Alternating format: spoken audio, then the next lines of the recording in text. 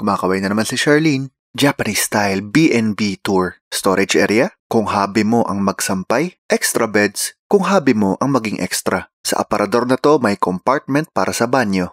Ganyan ang motion kapag hindi ka pa sure kung go time na ba. To your left, golly, it really hurts. Ang magmahal ng ganito. Laba. Labada motion. Dami pang semento at kahoy sa labas. Look at that. Dining area, natural light, bintana, pandungaw ng Shibuya. Kusina na may babaeng orasan. Maghugas muna ng kamay bago masahe. Utensils, rice cooker, microwave, frigidaire. Wash the plate and then segregate. Ito ang main bedroom para sa mga hindi extra.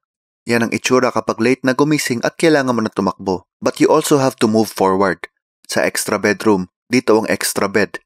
Pahinga ka left, right.